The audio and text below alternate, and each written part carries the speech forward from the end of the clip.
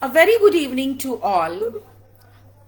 I, Dr. Shamanaz, on behalf of Progressive Literary and Cultural Society, welcome you all on the digital platform of Progressive PLCS. Today we are bringing a new session, and that is for uh, lover of tourism or anybody who wants to go abroad. So today, our own EC member of PLCS, Manju, who is residing in Spain, we will taking a short of interview regarding her stay in Spain. So let me introduce Manju. Manju Yadav is a multilingual poet, writer, and translator. She writes poems in English, Hindi, and Spanish languages. She loves to write short stories in English, Hindi, and Spanish as well. She has participated in many online international poetry platform and recited poem in it. Many Hindi and English poems of her are published in various reputed anthology around the globe. She is a freelance translator. She has translated from Spanish to Hindi and English language and vice versa, as well as her translative work have been published on online portal. She has translated some of the great authors of Spanish and Hindi literature. She is an active member of Progressive Literary and Cultural Society. She is the Spanish coordinator. She teaches Spanish as a second language to Indian students in also working as coordinator of Hindi Spanish language exchange program and manages the group of international Spanish speaking student. Presently she is in Murcia, Spain, and for a training period of 10 months, and today she will be sharing her experience with us. So Manju, welcome. You are just now you are a guest because you are residing in Spain. Tell us, Okay. means how did you go to a girl from India who was living in Allahabad, then Hyderabad? How have you gone to Spain? What in which program or what are the things details related with it? That's a long story. How did I come from Allahabad to then Hyderabad and then now I'm in Spain? That's really like, when you come from very small place, like, how we struggle in Allahabad, especially being born as a girl. You really have to go through many things, especially for education and going, like stepping out of your home. That's a big deal. So that's how it started with me as well. You have to really fight for the graduation period. That was a very difficult one, but then I just kept on moving because I realized always that there was a feeling always that education is gonna be only my tool, and I have to use it, and I should not step back from that one point. So I was always with my the field, the education field. I was always there, and I always wanted to go ahead with that. So I can say that education is the only tool that has brought me from Allahabad to Murcia in Spain, and I would say that every girl should be with this one tool. They should never leave that one. Okay. Tell me, is going to Spain like a dream comes true, or that was your aim, or did you decide it from a long time, or it is just a plan of recent years? Oh no, I when I was doing graduation, you always when you achieve something, you always dream for more or maybe aspire for a little bit more when you reach at the destined places. That's how I did. When I was living, in fact, I was not from Allahabad particularly. I was from even more smaller places. I was living in Fatehpur when I thought of coming to Allahabad.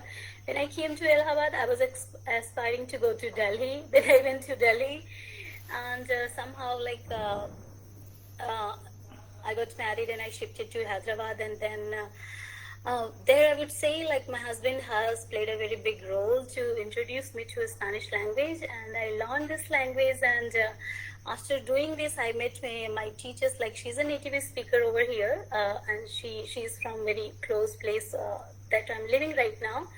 And she introduced me like these programs, and we used to talk about this. Like, there are possibilities where the students those who are learning Spanish can go abroad and can go to Spain for many opportunities. And we got to know about one opportunity is like this is called a cultural exchange lab program, which is run by the Spanish government. And like we applied and we got selected. We went through the interview and other processes, and that's how I'm here.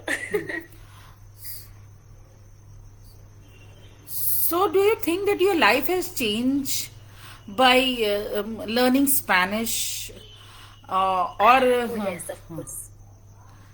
so what? Yes, of course. What? Learning is Spanish. Yeah, Can you please. tell us in detail? Well, in detail, there is nothing as such I should say in detail, but if you, I must say, in today's time, if you're learning a foreign language, especially like the booming languages, I can say Spanish is a kind of language which is coming up with many opportunities. Like, for example, Latin America has many options if you know Spanish, and Spain itself. So with any foreign language, and if you along with the foreign language, if you have some technical knowledge, there are lots of opportunities outside of your own country and your own places. In fact, in the country itself. But if you're looking for some opportunities out of the country, there are many chances. So if somebody, be it Spanish or French or maybe German or other languages, uh, there are opportunities. But I will say, if you're going with the Spanish, maybe you have more, because now Latin American places and the Spanish and other things, they're really focusing on like developing in the business areas. So you got a lot of opportunities with the foreign language like Spanish. What preparation an Indian should do when traveling to Spain? Oh, well, that depends also on what kind of visa you're gonna we're gonna get. Mine is under a program from where I got a lot of support from the Spanish government, and like the visa process was really very easy for me. But if you come for any other company, like kind of maybe 2-3 years duration, then that process is really different. For me, I just had to apply for this program. After the selection, we got like everything was supported from the ministry. We were getting updates from them, and because of the pandemic, we were not able to like get the confirmation on visa when they're going to provide us, and the date to join here was approaching. It was so close. So we like inform the ministry regarding this, that we are not able to get any confirmation. Are we going to go there or not? And because it's their responsibility, they responded. They had a communication with the like consulate in Mumbai, and they somehow like managed to talk with them, and we were allowed to have our visa. In fact, we did not need go to Mumbai consulate. It was like all online. Like, we just filled the application, and whatever was required to attach with the application and other things, we just did that and sent it through courier to Mumbai consulate. However, the people those who did from Delhi and other states, they had to go, but it was not that bad, or maybe not that difficult for the people those who were in this program. It was supported by the government. It was a lot. It was a lot easier than we were thinking of. So it was But if easier. you're Yes. applying other things, Yes. but I think if you apply like for other company jobs, or you're getting like there are people who have come on like 3 years or 4 years job applications or something. They get support from their company, but it sometimes take some more time than like maybe 1 month or more than 1 month. So, do you think it is easier Depends. because of COVID, because everything is online? So you got a better. Oh no. No. No, it's not big. In fact, it was complicated, because they were also not very sure how the situation could be in some, like, 1 week it's gonna change or not. So it was complicated. We had to wait for each and every response. Each day there was like confusion. It may change. There may some differences, or there may some obstacle in that. So every day there was a kind of fear. We had like the plan may change, or the ministry may say something like we're going to stop it, or maybe we're going to postpone it. Maybe the process is going to be more delayed, but luckily everything happened on time. Congratulations, Manju. May I ask the next question? Just, related to this topic. Just one question. Very soon, Manisha Di, Dr. very Manisha. soon- Dr. Manisha, I want to ask just one question that is very important. Then you can ask. When you landed on Spain, what was your feeling? And what was your feeling? And what was the response of the people? Well, I came to Madrid, like from India to Madrid. It was quite a long journey for me for the first time in aeroplane. That was a very, very long journey. But luckily, we had a very nice flight. We enjoyed the business class facilities because the people were very less in that time. Hardly 25 to 30 people in that such a big international flight. So that was very comfortable. And after coming here, because of my mobile internet issues, I had Indian mobile number, and I activated the international roaming, but it wasn't working when I landed here. And I like people. Some of my friends that informed me, and I in fact I read everywhere that we're gonna have internet facility at airport and bus stops and the cafeterias or maybe railway station, but it wasn't that easy to find. Only at the airport in some areas we could use the airport like Wi-Fi facility, but when I moved out of the airport, nothing was working. Nothing was like, I was totally clueless how to look for the Google for anything I want to go. But there were like, I had one more friend who was traveling with me to the, like, we have a stop station called Atocha, which is a very big like railway station from where you can find buses or trains to like every places in Spain if you want to go. So she was there up to that stop. She was there with me, and we just used one one mobile. So I must say, if you're coming and if you're traveling, you should take all these things on, because I really struggle for like mobile data. You should really take on this, or you should contact your network provider that are they gonna activate, it's gonna work over there or not. And in case if it's not gonna work, ask for any customer care number, which is either toll free or maybe you can call it with some other providers. Something should be working. You need internet really if you come out of your country, because we so much depended on Google and maps and everything.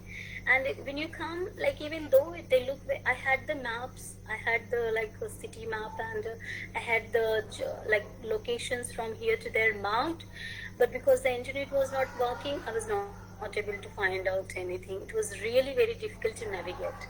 So I must say that's kind of suggestion everybody should like be aware. And from there, when I came to Cieza, the Murcia where I'm living, this was beautiful.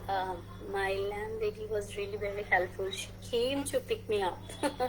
So that was kind of a very warm welcome. And I really can say that this place, particularly where I'm living right now, they're very warm, welcoming, and they're very open-hearted people here.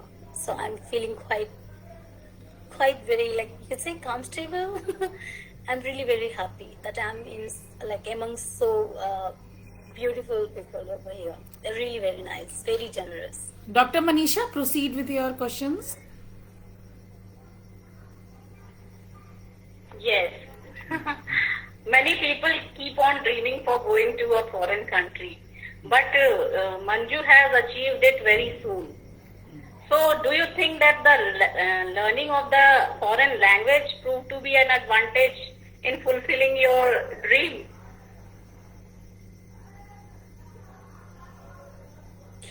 Well, in my case, of course. If I would not have learned Spanish language, probably I would not have been here because I am not connected with any kind of technical field. It's just the language through which I am here. So I must say yes, in my case, definitely. And there are many other friends who are here. I know of them. They also, many of them have come only because they know Spanish language and they have given some time to it. So yeah, it's possible. Even if you're not connected with any technical field, it's always an advantage if you know, like if you're good with technical field along with the language. But we should be always hopeful and we should keep on working what information, like we are always connected with language and literature, and I always continued with that, and I'm really happy I did that. It helped me to come here. Are you missing your place and your country over there? No, not audible, Dr. Manisha. Oh, of course. I'm saying, are you Of course. missing? Wherever Are you you go, not you cannot forget to miss your people. Of course, especially when it's time to eat anything.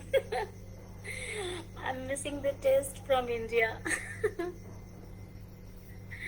I got spices and other things that was possible for me to carry, but still the taste and the flavor is not the same, so I'm missing that especially. And sometimes when I'm done with work and I'm alone over here, I miss the company of my friends and family from India, of course. How different is the cuisine over there from our Indian? Oh well, it's just opposite. It's just opposite. We use lots of spices. Our food is colorful. Our food is you can say it's full of love as well, because when we cook, we really put lots of love in that. We want to make it beautiful. We want to make it delicious. Here also, they like that way, but the food is just opposite. It has very less colors in it and almost boiled, or maybe just shallow fried or something. So yeah, they hardly use any spices, so I'm that difference is very clearly over here. The food is just opposite in the taste. But I'm trying to adopt and understand the cuisine over here. I still just 1.5 months, and I have tried some things in that, I have paella and the seafood. The seafood here is great, even though they don't use spices, but it's really good. I'm liking that. And there are some other but one thing I'll say, they're very peculiar about taste. If they don't use anything in something, they just don't use it. If you use it, they will not like it. They will not appreciate it. Yeah, it's like in India, we keep on experimenting. We just try something with new. We want and we appreciate it, but they don't. They're very peculiar about their taste. If they like something boiled and with vinegar and olives, they just want it that way. So no experiments. So yeah. Have you visited any of the tourist places over there? Oh yes, I did. Actually, I have my mobile memory has become full, so I cannot upload it, and I was not very active on the Facebook as well. Today itself, I just activated it because I was occupied with many documentation and other things, and I found Facebook is gonna distract me a lot. So I was not using, I literally deactivated for the first time. But now I'm back on Facebook from today, so I'll be uploading those things. Yeah, I went here. I went to some places which are very close in Cieza, and I'm planning to go on visiting nearby other cities which are close to Murcia, and I'll be uploading the pictures and videos. For sure. But I just went in Murcia, nearby places, not out of it. And Tell us something about the people over there. How different they are from our country. What is the difference?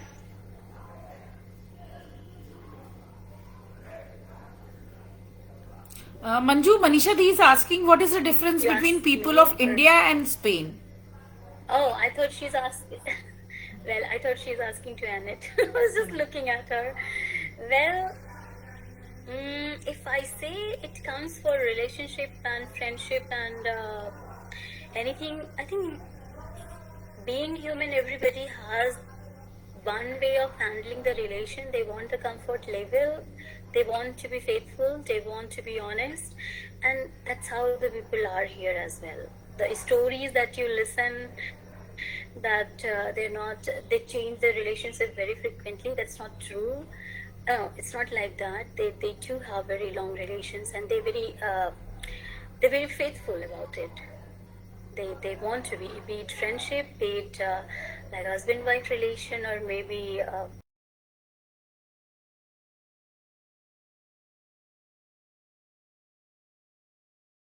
they want it.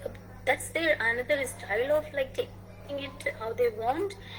But I can see whatever you keep on listening, like in Europe or somewhere else, the relationships are not taken very seriously. That's not the fact. That's a false story. There are lots of stereotype notion everywhere around the world. Annette, do you Very want much to? like we Indians. Yeah, it's like, yeah, I think that it's just created. They are very much like Indians. We want to keep our relations very close to our heart, so that's how they are. And they're so nice to me even. I have met so many good friends. I'm like, I'm gonna take it forever from here. So, Annette, yeah, it's do you want to beautiful. ask anything? I do. I have a couple of questions. One of the things is, in many languages, probably most languages, when you go to different areas and so forth, you have the standard whatever language that you're learning, but then the dialects change. So have you noticed that there's a difference? There might be some words or some slang that you don't know. Yes. Well, yeah, absolutely, Annette, you're absolutely correct. Like when I landed in Madrid, it's a different Spanish when you listen. You can understand both of them, but here, the dialect is totally different, and they really speak very fast. When I came here, the first week was very, very difficult for me to follow the accent and follow the dialect and understand it. And I had to like many times ask them, can you please repeat? I keep on asking that, and I also noticed that it was difficult for me. At the very first place, they speak rapidly, in a speed that they really speak, and the second thing, they do not pronounce the last letters most of the time.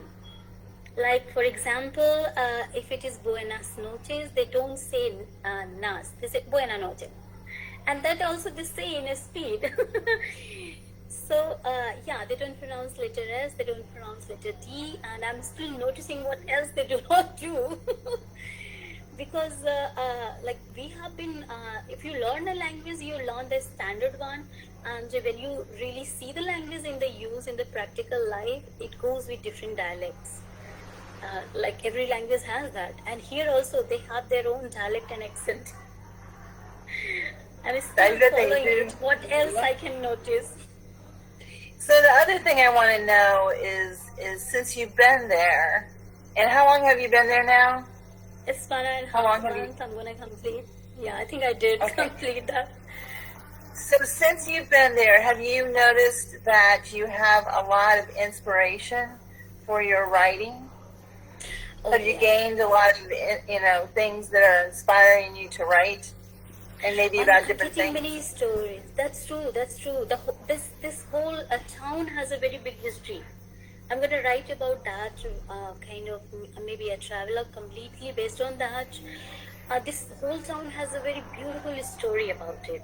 I'm gonna one day show, or maybe we can have one live session on that.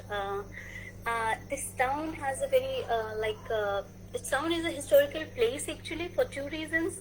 One, it has connection with when the Moors attacked this place and how the town tried to protect it. And another like it's present as well, like the floración, the season of when the flowers bloom here, and this whole the Murcia place region is known for that. People come and do visit in the spring season. I'm going to show you that. Luckily, I'll be here in that time. So it's really famous for these two reasons, and we have a story like I'll just tell it very shortly, and maybe we can do a live video on that. So this town has a wall called the Wall of Moors or something they say. I still have to find it and note it down correctly. Maybe I'm not pronouncing it correctly. So when the Moors attacked, there was a woman who couldn't speak and say anything. They say La Mujer Muda. But that day, when she saw that Moors are going to attack on the town, for the very first time in her life, she spoke that they are coming. And there is a statue of that woman saying in the same mode that she has spoken the first words in her life. They are coming. So this very beautiful story they have about this town, and then many other stories. There are many, they have like this town, or every town in Spain, I must say, they have their own La Virgen, they say Virgen, the Virgin, like the Virgin Mary. They have someone, some protector for them of every town they have over here as well. So they have a story about her as well. And they do processions and festivals based on those stories, historical stories. So one last thing I want to ask is that I find myself being in America that people in India, for instance, have a great love for literature and poetry and things like that. So have you, and sometimes I find it lacking a little bit in my country, but it might be I'm not in the right circles. But so do you find that the people there in Spain also share a love for literature and poetry? Yeah, like yes, I must say they're very proud of their history. They're very proud of their literature, and they're very, like I mentioned, they're very particular in the people, those who are connected with that. Like I was thinking there is a place called Alicante where I think Mario Benedetti, Miguel Hernandez. I had to visit that place. So they have a lot of respect for those places. They preserve the literature or anything related with any writer or something. They literally preserve it. It's like the houses of the writers, the streets are named after them. So they preserve it as their heritage. And I think every country should, I don't know about other places, but at least my country should learn it and keep it, like how we should preserve this small things even.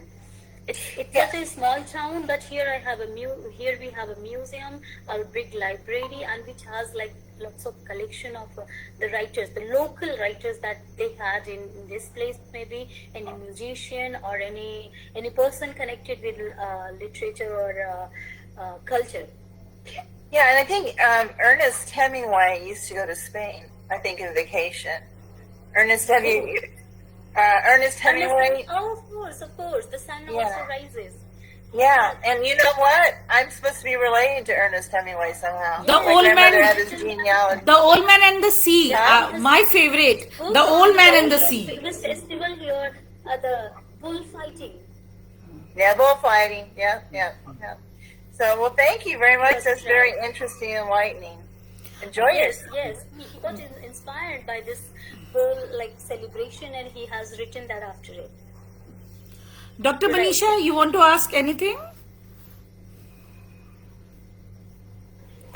No, we'll ask some other day. Let her have some more experience. I think means this is our first series we have started this series, Indian Girl in Spain, and we will be having many more such kind of series whenever Manju is free.